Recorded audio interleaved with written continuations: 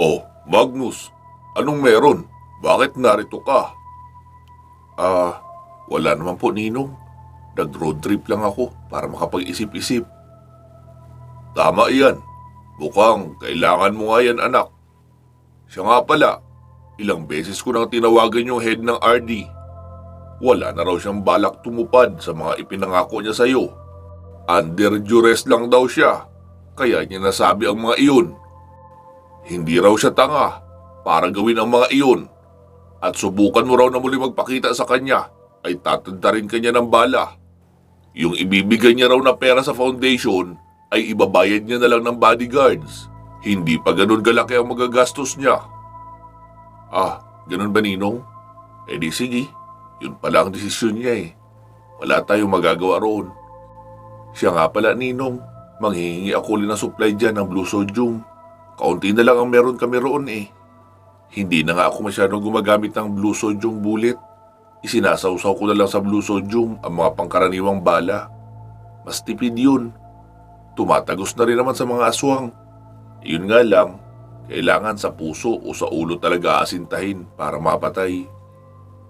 Oo, sige anak, meron ako dyan. Kakatimpla ko lang ng bago. Matagal kasi dumating ang mga main ingredients na in-order ko pa sa abroad. Nag-almusal ka na ba? Opo, Ninong. Di sige, tara na sa bahay. Ilang araw ko ba mag-i-stay rito? Baka kahit isa o 2 araw lang po. Sobrang sama kasi ng panahon eh. Papalipasin ko lang muna siguro. Wala rin naman akong gagawin sa Santa Ines. Hindi rin naman kami pwede umakyat agad ng ibisan kung ganito kasama ang panahon. Sige, tara na muna sa bahay. Nasaan ba ang sasakyan mo? Naroon po, Ninong. Nakapark na sa may labas ng compound ng bahay mo. Okay, sige, tara na. Wika pa ng kanyang ninong at magkasabay na silang naglakad papunta sa bahay ng pari. Nasalubong nila ang isang ginang na siyang nagsisilbing katulong ng pari. Linda, saan ka pupunta niyan? Kukunin po, Father, yung mga bulaklak na gagamitin mamayang hapon. Linda, pagkakuha mo ng mga bulaklak, pumunta ka muna sa bahay. May bisita kasi ako. Ibagluto mo naman kami ng ginataang langka. Sahugan mo ng hiniwang karne ng baboy, kahit 1/4 lang. Lagyan mo na rin ng tinapang isda para mabango at iyong maliliit na hipon. Kagaya noong niluto mo dati, ha? Opo, Father. Ito ang pera. Pambili mo ng mga rekadong kailangan. Okay po. Sagot ng ginang at umalis na. Binuksan ng pari ang gate para maipasok na ni Magnus ang sasakyan. Pagkapasok, Ninong, kumusta rito? Medyo tahimik pa naman. Ha? Bakit medyo lang po? Kasi meron pa rin talagang paisa-isang kaso ng mga pang-aaswang. Minamatyagan ko nga, pero mailap. Hindi ko alam kung may ideya iyon na tumitimbog ako ng mga aswang o sadyang maingat lang talaga. Okay lang naman sana kung mga lasinggero o masasamang loob ang inilalaman tiyan ng loko. Kaso, mga dalagita at kadalagahan ang binibiktima Mukhang hinahalay muna bago kainin ang laman loob. Kaya, kawawa din talaga. At ang iba nga ng mga biktima ay mga katikista at choir member ng simbahan ko. Kaya, hindi ako tumitigil sa pagmamanman. Pero, mailap talaga Hindi ko matsyempuhan. Matalas yata ang pang-amoy ng loko. Pero, sa lahat ng pinangyarihan ng krimen, ay palaging may namamataang matandang babae na naglalakad. Pulubi raw ang itsura. Pero duda ako kung iyong matandang pulubi lang talaga ang gumagawa mag-isa. Maaring may kasabwat iyon. Pwedeng anak o pamangkin na aswang rin.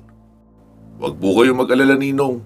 Habang narito ako, hindi yan ang aasikasuhin ko. Siguro naman hindi nila ako mapaghahandaan dahil hindi naman ako taga rito. Yan nga rin ang naiisip ko, anak.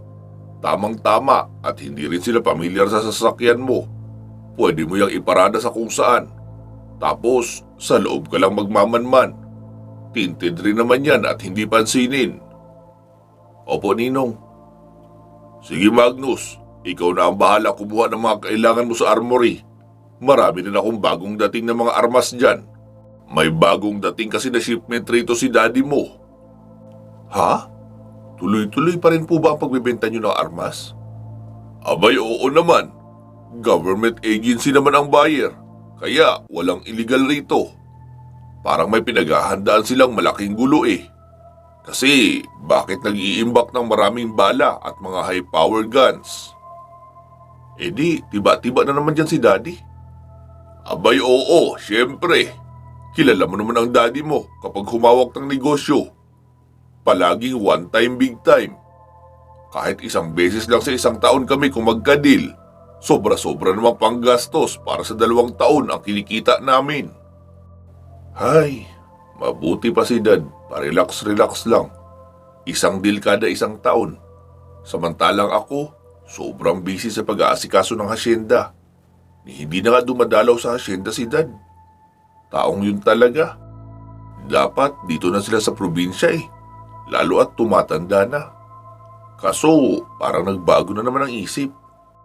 Mas gusto na naman doon sa syudad. Ganon talaga, iho. Taong syudad si daddy mo. Mas nag-i-enjoy siya sa mga bagay na makikita sa syudad. Hindi kagaya mo na mukhang trip mo ang mga bukid, dagat, at mga talon na tambayan. Opo, Ninong. Tama po talaga kayo dyan. Sige, Ninong. Bababa na ako. Uwi ka pa ni Magnus at nagpunta na nga sa armory. Pagkarating roon ay nagulat si Magnus dahil punong-puno ng kung ano-anong baril ang armory. May mga bagong model pa at mga high power. Meron ding 10 crate na nakasalansan sa gilid. Na malamang baril rin ang laman noon. Nagpunta si Magnus sa mga seksyon ng mga bala. Nakita niya ang 3 bakal na cylinder na may nakasulat na blue sodium. Kinuha niya ang isa roon. Sapat na iyon kahit pa sa isang buong taon na gamit. Dahil ang isang cylinder ay naglalaman ng 2 liters pure blue sodium solution. Kung ipampapahid lang naman sa mga regular bullet, ay matagal talaga iyong mauubos. Aalis na sana si Magnus para bumalik sa ground floor nang malingunan niya ang isang bagay na tila nakadisplay lang sa may kanto, isang crossbow. Pinindot niya ang intercom sa gilid. Ninong, kanino itong crossbow? Sumagot naman sa kabilang linya ang pari. Bagong dating lang yan, anak. Sample ng mga Russian supplier natin. Baka raw may interesado umorder. Hindi yan normal na crossbow, anak. Marami ang sikreto sa mga gilid-gilid. Kung kursunada mo at mukhang magagamit mo, edi sige, dalhin mo na. Nasa isang maliit na crate sa ibabaw niyan, ang 300 pieces na arrow na kasama. Sige po, Ninong. In-explore ni Magnus ang mga features ng crossbow. May scope na nakakabit. May triple adjustment para sa force. May laser sa ilalim. May electric shock at may night vision din ang scope na nakakabit. Hindi siya makapaniwala na halos kasing version iyon noong gamit niyang compound bow at mas madaling gamitin ang crossbow dahil parang baril lang iyon. Kakalabitin na lang kapag naitutok na sa punteriya. Kinuha niya ang kasamang straps noon na ginagawang sabitan sa katawan at nagbitbit na rin ng 100 na arrows. Pagkabalik sa itaas, ayos ito, Ninong ah. Magagamit namin ito sa pag-akyat sa ibisan. Si Maris kasi talaga ang original na gumagamit sa amin ng compound bow. Kaso noong nagkaroon siya ng kapangyarihan, itinigil niya na. Ito naman ay pwede magamit ni Mang Ambo. Mas mabuti ito kaysa sa baril dahil tahimik. At kahit maubusan ng bala, ay hindi mahirap gawa ng paraan. Pwede kasi itong gawa ng bala mula sa sanga ng kahoy. Basta tuwid lang. Oo anak, tama ka nga riyan. Magmerienda ka muna oh. May isang mayamang may-ari ng bakery. Nagpahatid ng 3 malalaking custard cake. Kaya heto, dinala ko ang isa. Yung dalawa naman ay pinakain ko sa mga katikista at mga choir. Siya nga pala, Magnus, kumusta ang mga baltukan sa Santa Ines? Yung mga anak ni Don Roman? Ayun, tahimik naman sila, Ninong. Wala rin masyadong krimen na gawa ng mga aswang. Alam mo, anak, minsan hindi rin maganda ang tahimik. Kasi kapag tahimik ang mga kalaban, ay ibig sabihin may niluluto yan na bagong delikadong plano. Tandaan mo, mga baltukan sila. At literal na sinira mo ang pamilya nila. Binuwag mo ang mga iligal nilang negosyo. Pinatay ang napakarami nilang mga tauhang aswang. At binasag ang pinapatakbo nilang sindikato. Kaya hindi ako naniniwala na basta na lang silang mananahimik. Unang senyalis na nga lang noon ay ang pagbabalik ng kapatid ni Roman. Kaso masyado kang minaliit noon, kaya ura-urada nakipagkumprontasyon sa iyo. Pero ang mga anak ni Roman ay kilalang kilala ka nila. Alam nila ang kaya mong gawin. Kaya hindi sila basta-bastang aatake nang hindi nakakalika ng matinding dagok sa iyo. Maaring tama ka nga po, Ninong. Pero sa ngayon, hindi rin ako pwedeng basta makipagharap-harapan sa kanila eh. Lalo at wala akong mga gabay. Kaya nga, kailangan makaakit kami ng ibisan para malaman ang mga paraan na pwede kong gawin para maibalik ang mga gabay ko sa akin. Tama yan, anak. Basta, huwag kang magbababa ng depensa. Pagkakataon lang ang inaabangan ng mga kalaban para tapusin ka. Opo, Ninong, tatandaan ko po yan. Sige po, ilalagay ko lang muna itong blue sodium sa sasakyan, pati na itong crossbow. Ala, sige, at ako'y babalik din muna sa simbahan. Pagpahinga ka na lang muna riyan. Gigisingin na lang kita pag tanghalian na. Si Linda na ang bahala sa tanghalian natin. May susi naman siya rito sa bahay. Kaya huwag ka na magtaka kung makarinig ka ng mga kalampagan. Maingay magluto yun si Linda. Medyo clumsy at panay pa ang kanta habang nagluluto. Baka lang magulat ka. Oh, sige na, aalis na ako. Uwi ka pa ng pari at umalis na muna sa kanyang bahay. Si Magnus naman ay nagtungo na muna sa kanyang sasakyan upang ilagay ang mga nakuhang epektos at siniguradong nakatago sa ilalim na bahagi. Pagkabalik ay kumain muna noong cake, saka nagpunta sa silid na kanyang pagpapahingahan. Nanood lang siya roon ng movie para magpatay ng oras. Kinagabihan, matapos makapaghapunan ay sinabi ni Magnus, Ninong, mamamasyal muna ako. Baka sakaling matiyempuhan ko ang aswang na nambibiktima rito. At kung hindi, ay gagawan ko na rin ang paraan para mahuli talaga sila ngayong gabi. Paano mo naman gagawin iyon? Basta, Ninong, makakapag-isip rin ako ng paraan. Sagot pa ni Magnus, kahit meron na rin talaga siyang naiisip na paraan. Hindi nga lang ganoon kaganda, kaya ayaw niya nang ipaalam sa kanyang ninong. Sigurado kasing hindi iyon sasang-ayon. Lalo na kung ang paraan ay may mamimiligrong inosenteng buhay. Dahan-dahang nagpapatakbo si Magnus ng sasakyan at iniikot ang loobang bahagi ng San Isidro. May ilan-ilang mga matatanda rin siyang nadaraanan, pero hindi naman kahina-hinala. Ganun naman talaga ang mga aswang. Madalas magpanggap na normal na tao para hindi maging kahina-hinala. Pasado 8:00 na pero wala pa rin nakikitang kakaiba si Magnus. Kaya naisipan niyang gawin na ang hindi magandang paraan na naiisip niya hapon pa lang.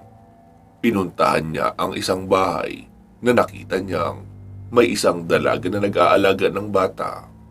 Wala na roon sa labas ng bakuran ang dalaga noong magbalik siya. Saglit siyang nagmasid at nakita niyang naroon pala sa unahan nag-iigib. Bumaba siya ng sasakyan at kinuha ang isang maliit na lalagyanan ng mineral water. Lumapit siya sa poso. Miss, naiinom ba ang tubig sa posong ito? Opo, sir. Dito po kami nag-iigib ng inumin.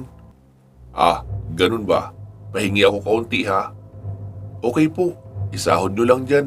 Para sa kusina pa lang naman ang iniigib ko. Miss, anong pangalan mo? Jessie po. Ilang taon ka na? 17 po, sir. Ako nga pala si Magnus, isa akong NBI agent. Pero Supernatural Division ang naka-assign sa akin. Ha? Ano po yun? Bali, imbis na mga normal na kriminal ang hinuhuli ko, ay mga aswang na pumapatay ng tao ang kailangan kong hanapin. Hala, mabuti at meron palang ganun, sir, no? Marami ng mga dalagita ang nabibiktima rito sa amin. Isa na nga po ang best friend kong si Giselle. Jessie, yun ba ang bahay nyo? Opo. Wala kayong kuryente? Wala po eh. Mahirap lang po kami. Si tatay ko po ay matagal na nakaratay sa sakit. Si nanay naman ay isang labandera. Hindi pa palaging may nagpapalaba sa kanya. Kaya sobrang hirap po talaga ng pamumuhay namin. Minsan nga ay mainit na tubig lang ang iniinom namin para palipasin ang gutom. Kawawa naman pala kayo. Naghihirap na nga ang mga tao rito sa inyo. May sumasalakay pang aswang. Jessie, makinig ka. Bakit hindi tayo magtulungan? Tulungan mo ako. Kapalit ng pera, 5,000 at isang sakong bigas. Maliban sa matatanggap mong pera, mabibigyan mo pa ng hustisya ang pagkamatay ng best friend mong si Giselle ba yun? Ano pong gagawin ko? Simple lang, gagawin kitang pain sa aswang.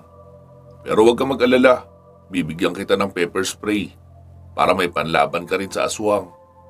Ang gagawin mo lang ay maglalakad-lakad ka sa kalye sa unahan. Mula sa kabilang kanto pupunta sa kabila. Gagawin mo lang ng 2 beses. At kung walang mangyari, ay doon naman tayo sa kasunod na kalye. Ganun uli ang gagawin mo. Maglalakad ka ng 2 balik. Tapos kapag wala uli, edi sa susunod na kalye na tayo. Hanggang 3 kalye lang ang lalakaran mo. Tapos yun na yung 5,000 na bayad ko. Kapag wala tayong nahuli ngayon, ay bukas uli. Sa mga kasunod na kalye naman tayo. 5,000 uli para sa 3 kalye. Ano, okay sa'yo? Saglit na nag-isip ang dalaga. Sige po, okay lang. Malaking pera na po ang 5,000. Pwede ko na po yung ipambili ng gamot ni tatay, tsaka ulam. Kasi di ba sabi mo po, bibilhan mo na rin ako ng bigas? Oo, 1 sako. Sige po, dadalhin ko lang itong tubig sa kusina namin para may tubig na magamit si nanay. Hintayin niyo lang po ako rito para hindi na kayo makita ni nanay. Okay, sige. Wika pa ni Magnus. Alam niyang delikado ang ipapagawa niya sa dalaga, pero isang buhay lang naman ang malalagay sa peligro kapalit ng napakaraming dalaga na maaaring mabiktima pa ng mga gumagalang aswang. Makalipas ang ilang minuto ay bumalik na ang dalagang si Jessie. Sabi naman ni Magnus, sige, mauna ako roon para nakapwesto na ako pagdating mo. Tandaan mo ang instruction ko ha, 2 pasada lang. Tapos lipat ka na uli sa kabilang kalsada. Pagkatapos mo sa 3 kalye, ay tumayo ka sa may tapat ng poste ng ilaw kung saan malinaw kitang makikita. Okay? Okay po. Pinatakbo na ni Magnus ang sasakyan at nauna sa 3 kalsada at naglakad na lang siya pababalik. Gamit ang night vision scope ay pinasadahan niya ng tingin ang paligid kung wala bang nakatagong aswang. Noong makitang wala naman, ay saka na siya lumabas ng sasakyan, dala ang crossbow at jungle knife na naisawsaw sa blue sodium solution. Nakatutok na ang scope sa dalagitan na naglalakad ng marahan sa daan. Walang kabahayan sa bahaging iyon. May poste naman ang ilaw pero malalayo ang distansya. Kaya kapag nasa may pagitan ng 2 poste ay medyo madilim na. Pero sa automatic adjusting night vision scope na gamit ni Magnus ay malinaw niyang nakikita ang paligid ng nilalakaran ng dalaga. Nakadalawang balik na ang dalaga pero walang kakaiba. Mabilis na naglakad si Magnus. para lumipat naman sa kabilang bahagi, pero wala pa rin. Noong nasa pangatlo na silang kalsada, ay doon siya may nakitang tila payong na umiikot at lumapag sa madilim na bahagi. Ilang saglit pa ay may taong lumabas roon patungo sa kalsada. Isang matandang babae. May sungkod iyon at formal naman ang itsura. Naglalakad iyon ang papasalubong sa dalaga. "Huli ka ngayon," wika pa ni Magnus at dahan-dahan ang naglakad papalapit sa kalsada. Pero bago pa siya makalapit ay nakarinig siya ng mga kaluskos. Kaya agad niyang inilibot ang tingin sa paligid. May nakita siyang lalaki na nanlulumahid sa langis ang katawan. Gumagapang iyon sa lupa at nakatitig rin sa kinaroroonan ng dalaga. Noong mapansin ng dalaga ang matandang babae ay bigla iyong natakot. Bumalik iyon sa direksyong pinanggalingan at naglakad ng mabilis. Hindi humabol ang matanda dahil mukhang inaasahan noon na lalabas ang kasama niyang lalaking aswang sa kabilang bahagi ng daan para salubungin ang dalaga. Sa bahagi naman ni Magnus ay agad niyang inasinta ang gilid ng liig noong lalaking aswang. Iyon kasi ang bahaging nakalabas dahil nahaharangan iyon ng puno ng niyog. Pagkalabit ng gatilyo ay agad tumarak sa gilid ng liig ng lalaki ang may kaiksi ang palaso. Nagulat iyon at agad napahiga sa lupa habang binubunot ang palaso mula sa crossbow. Pero imposible iyong mabunot dahil may sima ang palasong iyon. Mawawakwak muna ang sugat niya bago iyon mabunot. Habang abala ang lalaki sa pagtatanggal ng palaso, ay pagapang naman na lumapit si Magnus sa kinaroroonan noon. Nagulat na lang ang lalaking aswang noong makita sa ibabaw niya si Magnus. Isang suntok ang ibinigay ni Magnus roon. Normal na suntok lang iyon dahil wala siyang suot na magnetic gloves. Pero dahil wala sa kondisyon at hindi na paghandaan ng lalaki ang suntok, kaya napabagsak ang ulo noon sa lupa. Noong muli sanang babangon ay isinalubong naman ni Magnus ang jungle knife sa dibdib noon, papatagos sa puso. Kaya nagkikisay na lang ang lalaki sa lupa hanggang sa binawian ng buhay. Ang matandang babae naman ay nagpalingalinga sa paligid at naghihintay na umatake na ang kasama niyang aswang. Malapit na makalampas sa kaling iyon ang dalagang kanilang target. Naisip ng matanda na baka may nangyaring hindi maganda sa kasama niya, kaya hindi sumipot. Naglakad na lang din ang matanda papalayo, patungo sa kabilang bahagi ng daan. Noong lumabas sa kalsada si Magnus, ay parehong wala na ang matanda pati na ang dalaga. Sumakay si Magnus sa sasakyan at tinungo ang posting sinasabi niya sa dalaga na pagtayuan noon. Pagkarating roon ay nakita niyang naroon nga nakatayo ang dalaga, nanginginig sa takot. Huminto si Magnus sa tabi noon, tapos binuksan niya ang pinto. "Halika na, sumakay ka na," wika niya pa. Sumakay naman ang dalaga sabay sabing, "Sir, sorry po. Hindi ko nagawa ang pinag-uutos niyo. Natakot po ako noong makita ko ang matandang babae. Dahil nakita ko yung kakaibang ngiti niya eh. Nakakatakot siya." Sabi naman ni Magnus, "Ano ka ba? Nagawa mo ang pinapagawa ko sa iyo. Hindi pa ang matanda ang target natin. Inuna ko lang muna ang kasama niya. Eto oh." Wika pa ni Magnus, sabay pakita sa punyal na may dugo. "Hindi ang matanda ang nakatalaga na bibiktima sa iyo, kundi ang kasama niyang mas bata na isang lalaki. Iyon ang inaabangan ko at tinapos ko na rin. Kaya ibig sabihin, nagawa mo ng tama ang trabahong pinapagawa ko sa iyo ngayon. Oh, uminom ka muna ng tubig. Tsaka heto, chocolate bars, pampakalma. Pupunta na tayo sa sentro para mabilang kita ng bigas. Heto ang 5,000 pinangako ko oh." Wika pa ni Magnus sabay abot ng pera. "Hindi po ba masyado itong malaki, sir? Para sa bayad nyo sa ginawa ko? Nagtatakbo pa ako bigla. Ayos lang yan. Gaya ka ng sabi ko, nagawa mo naman ang trabaho mo. At mabuti rin na sinunod mo ang sinabi ko na tumayo sa may poste. Dahil kung nagtatakbo ka na papauwi sa inyo, ay baka doon ka patuloy mabibiktima ng matandang aswang. Hindi na sumagot pa ang dalaga at nagsimula ng kumain noong chocolate na iniabot ni Magnus. Halata rin roon na gutom. Pagkarating sa isang malaking tindahan sa sentro, ay sinabi ni Magnus, "Dito ka lang bibili lang ako." Ibinili nga ni Magnus ng isang sakong bigas ang dalaga. Sinamahan niya pa iyon ng 20 pirasong noodles, 20 pirasong sardinas, 2 kilong asukal, 2 baso ng kape na powder o iyong parang baso ang lalagyanan, tapos isang container na gas para sa lampara. Nakita ng dalaga lahat ng pinamili ni Magnus dahil naroon lang din naman nakaparada ang sasakyan sa tapat ng tindahan. Noong makasakay ng muli si Magnus ay sinabi ng dalaga, "Sir, para sa akin lahat yan?" "Oo, pati na yung container na may lamang gas.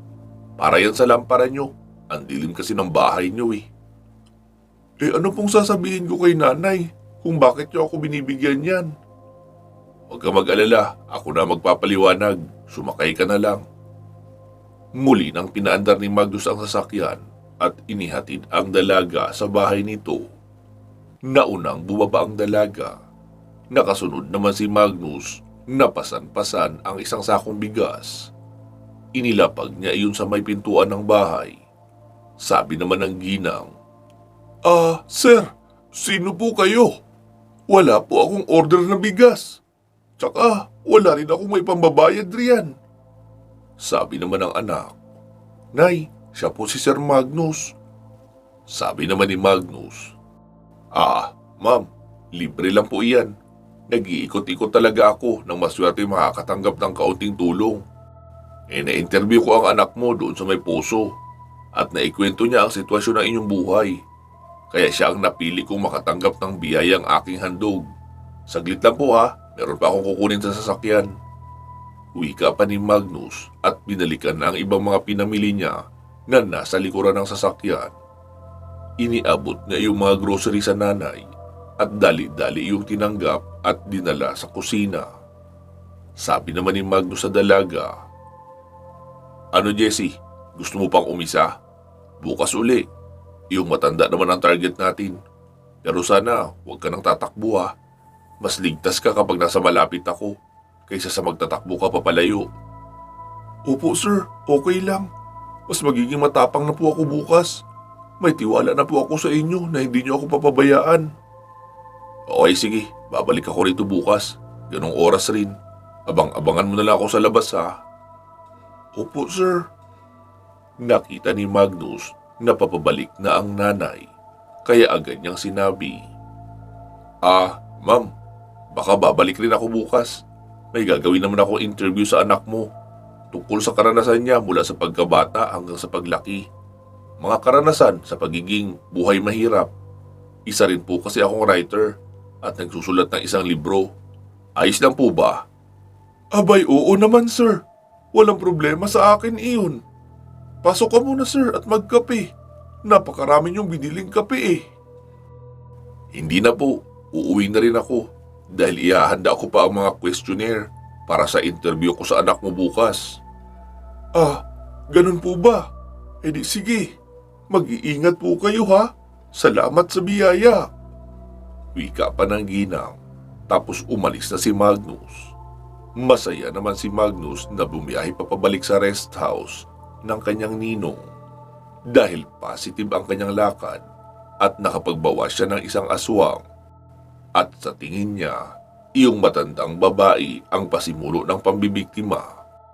Kaya iyon ang kailangan niyang mabura sa mundo bago siya umuwi ng Santa Ines. Pagkarating sa bahay ay nakita niyang naroon ang kanyang ninong. May hawak na kape at nanonood ng telebisyon. Kumusta ang lakad mo?" "Ayos naman po ninong. Nakabawas ng isang aswang. At baka bukas ay matimbog ko na ang matandang babae na pasimuno ng lahat. Bakit? Nakaengkwentro mo na siya? Opo, Ninong. Pero mabilis tumakas eh. Kaya iyong kasama niyang aswang na lang muna ang naitumba ko. Bilib talaga ako sa iyo, Magnus. Ano bang ginawa mo para mapalabas iyon? Nag-abang-abang lang po.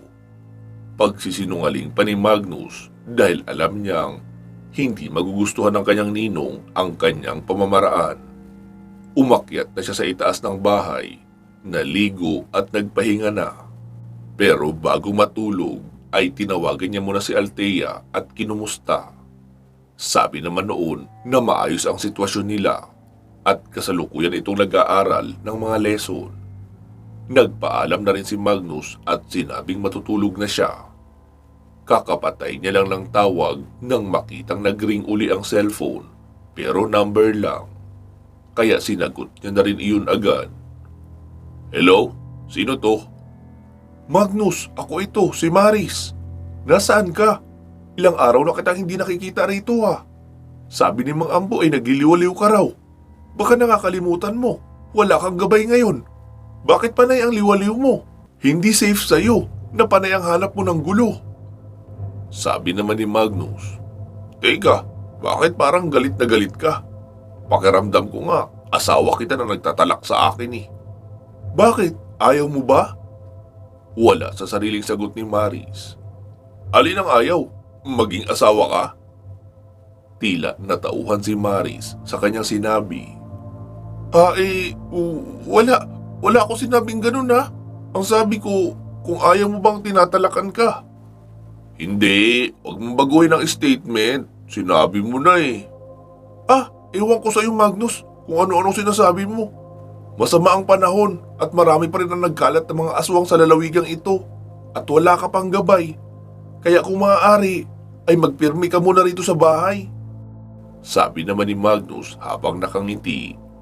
Wow, ganyan ka pala maging asawa no? Masyadong maalalahanin. Iyon nga lang, matalak rin.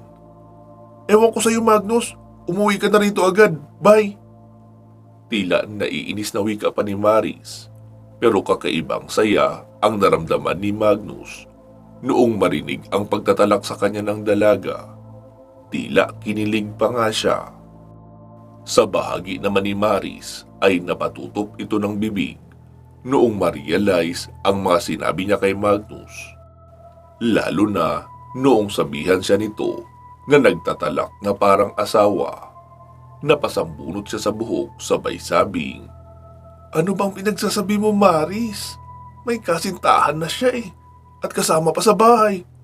Huwag ka na ngang kumiringking. Sermon ni Maris sa sarili pero hindi niya mapigilan ang bugso ng kanyang damdamin. Hindi niya rin maitatanggi na namimiss niya na si Magnus. Iyon nga ang dahilan kaya iniwan niya ang ibisan at sumama sa mga misyon ni Magnus. Kahit pa ang magiging resulta ay ang pagkawatak-watak ng pamayanan at ng bagong henerasyon ng mga babaylan sa ibisan. Napailing-iling na lang si Maris sa kanyang sarili. Kinabukasan, maagang bumangon si Magnus upang magsimba. Sinabi kasi ng kanyang ninong na magsimba naman paminsan-minsan, lalo at araw naman iyon ng linggo, kaya ginawa niya na rin. Hindi niya na nga maalala kung kailan siya huling nagsimba. Habang nasa simbahan ay nagulat siya noong makita ang dalagang si Jessie na nagsimba kasama ang kapatid nitong lalaki na nasa 10 taong gulang siguro.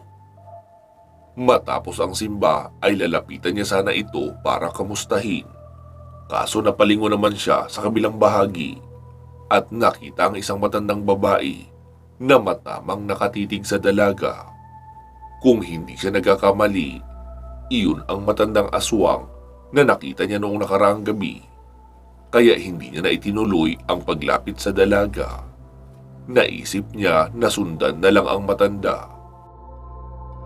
Noong maglabasan ang mga tao sa simbahan, ay bigla na ring dumami ang tao sa paligid. Nagulat si Magnus dahil bigla na lang ding nawala ang matanda. Samantala, hindi naman kalayuan ang distansya noon sa kanya.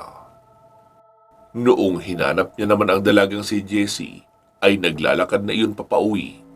Marami namang tao ang kasabay at kasama pa ang kapatid, kaya mukhang hindi iyon pupuntirahin ng matandang aswang, lalo at umaga pa naman. Kinagabihan, muling naghanda si Magnus. Kailangan niya nang tapusin ang matandang iyon nang makauwi na rin siya sa kanila. Pasado alas 7 ay naroon na si Magnus sa labas ng bahay ng dalaga. "Kuya Magnus, nandyan ka na pala. Ano, tara na po ba?" "Oo, kung ready ka na," sagot naman ni Magnus.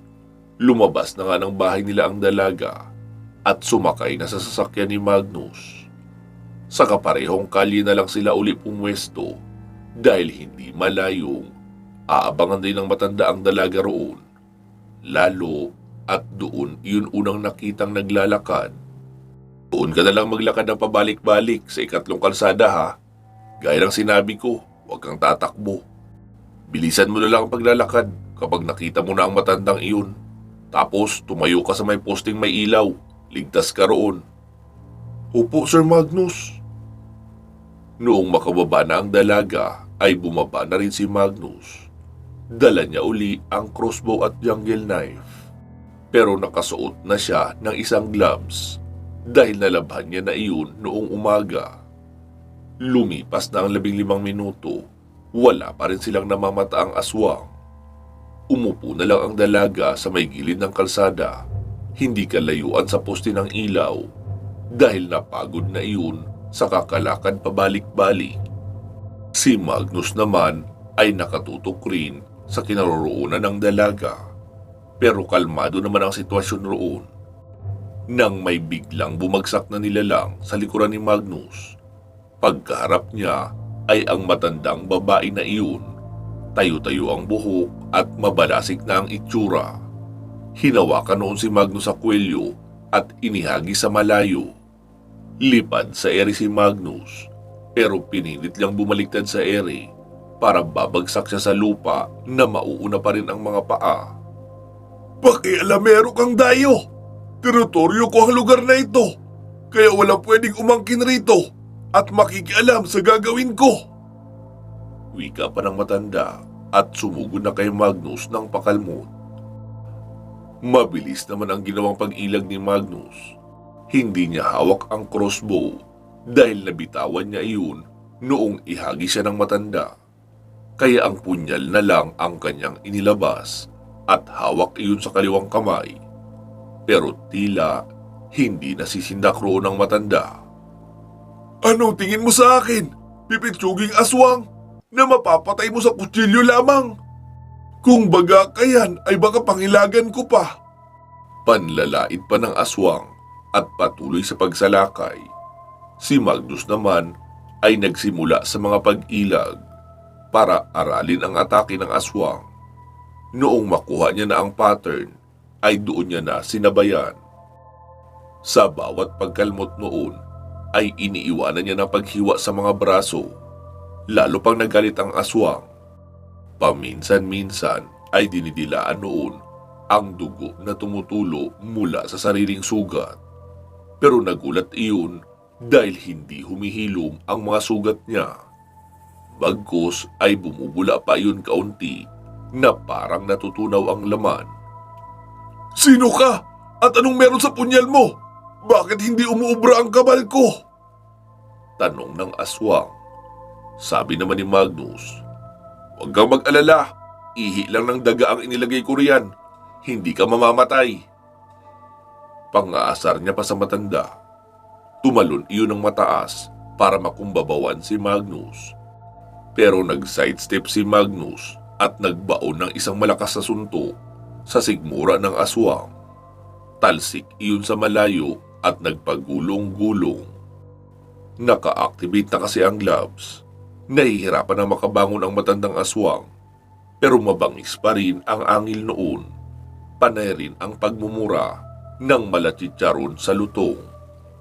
Noong malapitan iyon ni Magnus ay hinawakan niya ang malaalambre sa tigas na buhok. Sabay isang malakas na suntok ang ibinigay niya sa likod noon. Dinig ni Magnus ang lagutukan ng mga buto. Itinihaya niya iyon sa kabinomba ng panapos na suntok sa mukha. Durog ang bungo noon at kasamang napisat ang utak. Para iyong pakwan na pinalo ng maso na nabiyak at nagtalsikan ang masabaw na katas.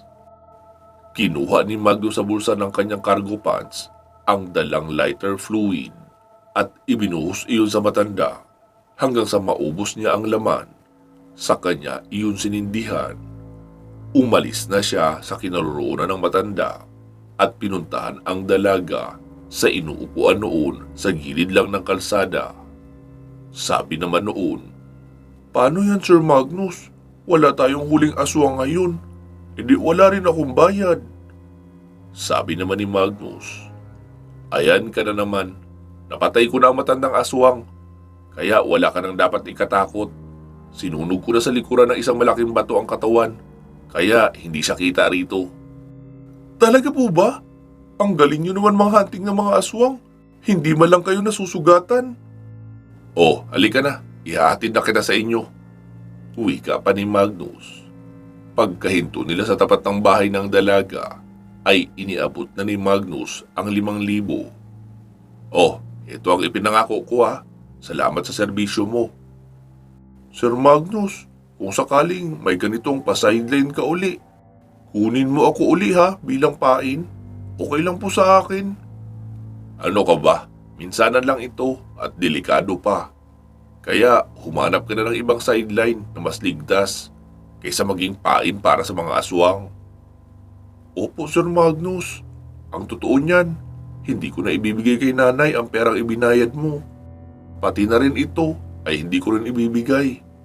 Pagkatapos kasi nitong bagyo, ay mamimili ako ng kalandi gasol, tapos mga kaldero at gamit sa pagluluto. Magaling po kasi ako magluto na kung ano-anong ulam at kakanin. Magnenegosyo po ako ng ganun. Magpapagawa na rin ako ng maliit na karito na ditulak para pwede kong ilako ang mga lulutuin ko. O pwede rin na doon na ako sa kanto pupwesto. Mas madali itong hanap buhay kaysa maglabada na ginagawa ni nanay ko." Sabi naman ni Magnus, "Ah, ganun ba? Eh di ito, dadagdagan ko yan ng 5,000. Pandagdag sa puhunan mo sa iyong maliit na karinderya. Pagbutihan mo sa susunod na mapadaan ako rito, ay dapat may karinderya ka na talaga dahil makikikain ako." "Opo sir, sisiguraduhin ko po yan. Salamat po uli ha, dahil kahit mabilisan ka lang dumaan sa buhay ko, malaki naman ang iyong naitulong." "Oo, wala yun. O sige na, aalis na ako." Wika pa ni Magnus. Bumaba na ang dalaga sa sasakyan. Saka naman umalis si Magnus. Pagkarating sa bahay ay masayang pumasok si Magnus. Inilinga niya ang mata sa paligid ng bahay pero wala ang kanyang ninong. Nasaan kaya yun? May inaasikaso na naman siguro sa simbahan. Pumunta siya sa kusina. Tinignan ang rice cooker. Nakita niyang wala pang bawas ang kanin roon. May nakaluto na rin na ulam na afritan ng manok at naroon na sa round table na kainan. Hihintayin ko na lang muna si Ninong para may kasabay akong kumain.